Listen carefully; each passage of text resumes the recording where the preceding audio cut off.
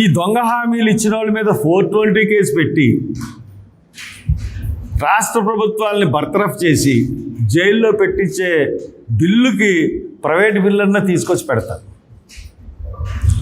ఏంటండి, ఎలక్షన్ ముందు మేము అది చేస్తాం ఇది చేస్తామని నెగ్గడమా? ఎలక్షన్లు అయిపోయిన తర్వాత మా దగ్గర ఈ లేవు మాట్లాడితే గత ప్రభుత్వం సిగ్గుండాలి. గత ప్రభుత్వంలోనే కదా మీరు ఇచ్చారు ఈ హామీలు, మళ్ళీ గత ప్రభుత్వం చేసిందని ఎందుకంటారు? సిగ్గుండాలి. ఇంకెప్పుడన్నా సిగ్గుంటే మీకు నిజంగా చిత్తురు మనగల మనుషులు అయితే మీరు ఇప్పుడు ప్రభుత్వంలో ఉన్న పెద్దలు కానీ మంత్రులు కానీ గత ప్రభుత్వం ఊసెత్తకట్టే మీకన్నాళ్ళు అన్ని పథకాలు ఇచ్చారు. వాళ్ళు గొప్పగా చేస్తారని అనట్లేదు నేను, కానీ పథకాలు ఇచ్చారు కొన్ని.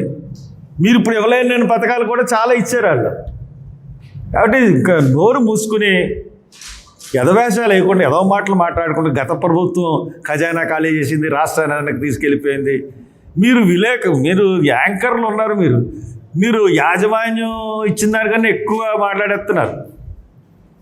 మీరు ఎలా మాట్లాడుతున్నారంటే బాబోయ్, మీరే ఇంకా TV5కి అధినేతని నేనే, ABNకి అధినేతని నేనే, నాకున్న జగన్మోహన్ రెడ్డికే మీ సంగతి మీ జీతాలు తీసుకుని మీ పని మీరు చేయండి.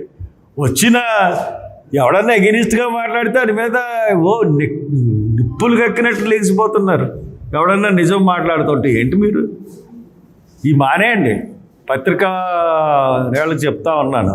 ఎందువల్లంటే మిమ్మల్ని కేర్ చేసే పరిస్థితి ఇప్పుడు ఎవడో లేడు. రాజకీయ నాయకులు, సోషల్ మీడియా వచ్చింది.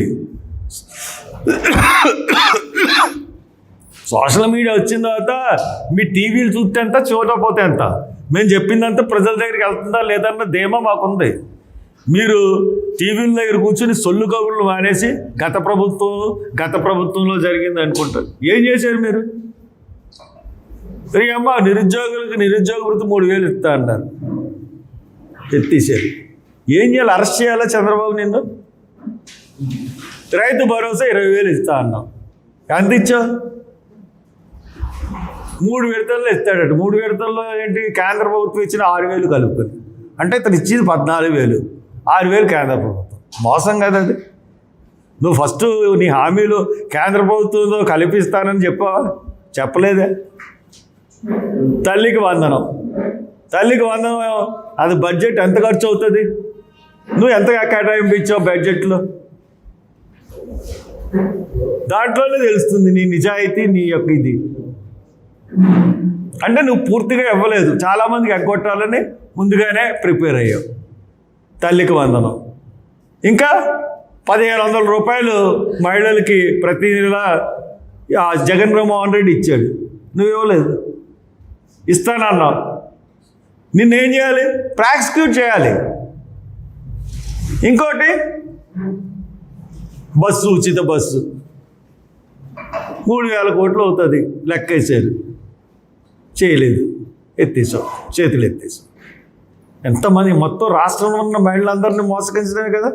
మరి 420 అనకుండా మోసగించే సెక్షన్ ఏమంటారు? ఆ కేసు పెట్టాలి మీ మీద, మీ మంత్రివర్గం మీద, మీ మీద, మీ పార్టీ మీద. లేకపోతే ఇక ఏం చూసుకుని మీకు బడ్జెట్ అంటే ఏంటి? బడ్జెట్లో ఏముంది అసలు? 50 సంవత్సరాలు దాటిన ప్రతి ఒక్కరికి కూడా SC BC మైనారిటీలకి ఇచ్చేస్తాం పెన్షన్లు అన్నారు. దాని ఊసి ఏమన్నా ఉందా? దాని ఊసి లేదు. పోనీ ఆటో డ్రైవర్లకు 15,000 ఇస్తా అన్నారు, ఉందా? లేదు. పోనీ చేనేత కార్మికులకు 24,000 ఇస్తా అన్నారు, ఉందా? లేదు. మరి మీరు బీసీలకి 5,000 కోట్లతో ఒక నిధి ఏర్పాటు చేస్తాం, వాళ్ళకి రక్షణకి ఒక చట్టం తయారు చేస్తామన్నారు, దాని మౌసు ఉందా బడ్జెట్లో? లేదు. బీసీలుగా ఏం చేశారు? ఇకపోతే డ్వాక్రా సంఘాలకు వడ్డీ లేని రుణాలు ఇస్తానన్నారు, దానికి కేటాయించింది ఎంత? కేటాయించాల్సిందంతా కేటాయించింది ఎంత? 10 లక్షల రూపాయలు కాదు కదా, ₹1,00,000 కూడా ఇవ్వలేని పరిస్థితులకి తీసుకొచ్చారు. తర్వాత 25 లక్షలు ఆరోగ్య బీమా చేయిస్తా అన్నారు ప్రతి కుటుంబానికి. ప్రతి కుటుంబంలో, రాష్ట్రంలో ఉన్న ప్రతి కుటుంబానికి 25 లక్షల ఆరోగ్య బీమా. ఏమైంది? వేట విరామ సమయంలో 20,000 ఇస్తానని అంటున్నారు. బడ్జెట్లో కేటాయింపులు దాని గురించి అరకొరగా ఉన్నాయి. తర్వాత బీపీ షుగర్ వ్యాధులకు మందులు ఇస్తా అన్నారు. మరి ఆరోగ్య బడ్జెట్ పెట్టేసే దాంట్లో అది ఎందుకు మెన్షన్ చేయలేదు మీ బడ్జెట్ స్పీచ్లో? హర్ష కుమార్ గారు ప్రెస్ మీట్లో దొబ్బి దాగేసి సోయ లేకుండా ఎంత జుగుత్సాకరంగా కామెంట్స్ చేశారు చూశారు కదా. ఒక ఎస్పీని పట్టుకొని, ఒక ఐజీని పట్టుకొని ఎస్పీ గాడు, ఐజీ గాడు అని మాట్లాడుతున్నారు. అదేవిధంగా ఒక రాష్ట్ర ముఖ్యమంత్రిని పట్టుకొని అరే చంద్రబాబు అని మాట్లాడుతున్నారంటే తాగిన మత్తులో సోయ లేకుండా హర్ష కుమార్ గారు ఎంత జుగుత్సాకరంగా ప్రవర్తించారో మీరు చూశారు కదా. హర్ష కుమార్ గారు మతాల మధ్యలో విద్వేషాలు రెచ్చగొట్టడం కోసము, జగన్మోహన్ రెడ్డి కళ్ళలో ఆనందం చుట్టడం కోసము ప్రవీణ్ పగడాల గారి ఇష్యూని తీసుకొచ్చి అది యాక్సిడెంట్ కాదు హత్య అని చెప్పి కులాల మధ్యలో కుంపట్లు పెట్టి మతాల మధ్యలో విద్వేషాలు రెచ్చగొట్టేలాగా జగన్మోహన్ రెడ్డి వేసిన ప్లాన్ని హర్ష కుమార్ గారు సక్సెస్ఫుల్గా నడిపించే ప్రయత్నం చేస్తున్నారు. కానీ ఆంధ్రప్రదేశ్ రాష్ట్రంలో 90% మంది క్రైస్తవ సోదరులు అందరూ కూడా ప్రవీణ్ పగడాల గారు యాక్సిడెంట్లోనే చనిపోయారు అని స్పష్టంగా నమ్ముతున్నారు. అదేవిధంగా పోలీసులు కూడా minute to minute CC visuals అన్ని చూపించి ప్రవీణ్ పగడాల గారు మందు దాగి బండి నడపడం వల్ల యాక్సిడెంట్లో చనిపోయారని చెప్పిన తర్వాత వాళ్ళ కుటుంబ సభ్యులు కూడా దర్యాప్తు పట్ల చాలా సంతోషం వ్యక్తం చేశారు. అదేవిధంగా రాష్ట్ర వ్యాప్తంగా ఉన్న 90% మంది క్రైస్తవ సోదరులు కూడా సంతోషం వ్యక్తం చేయడం జరిగింది. అదేవిధంగా జగన్మోహన్ రెడ్డి పార్టీలో ఉన్న కొంతమంది ఎవరైతే కులాల మధ్యలో కుంపట్లు పెట్టి మతాల మధ్యలో విద్వేషాలు రెచ్చగొట్టాలనుకున్నారో వాళ్ళందరూ కూడా ప్రవీణ్ పగడాల గారిది యాక్సిడెంట్ కాదు హత్య అని చెప్పే ప్రయత్నం చేస్తున్నారు. ఎక్కడైతే హర్ష కుమార్ గారు బయటకు వచ్చి ప్రవీణ్ పగడాల గారిది హత్య, నా దగ్గర ఇన్ని ప్రూఫ్లు ఉన్నాయి, ఇన్ని ఆధారాలు ఉన్నాయని చెప్పి పిచ్చివాగుడు వాగిన తర్వాత పోలీసులందరూ కూడా హర్ష కుమార్ గారిని మీ దగ్గర ఉన్న ఆధారాలు మాకు సమర్పించండి, మేము ఇన్వెస్టిగేషన్ చేస్తామని చెప్పి పదే అడుగుతుంటే మాట దాటేస్తూ ఎస్పీ గారిని, ఐజీ గారిని బూతులు తిడుతున్నాడు తాగిన మత్తులో. అంటే హర్ష కుమార్ గారు మందు దాగి ప్రెస్ మీట్ ముందుకు వచ్చి ఎట్లయినా మాట్లాడొచ్చు, కానీ మేము మాత్రం మాట్లాడకూడదు, మేము మాట్లాడితే మళ్ళీ ఆయన హట్ అయ్యి మా మీద SC ST అట్రాసిటీ కేసు పెట్టే ప్రయత్నం చేస్తారు.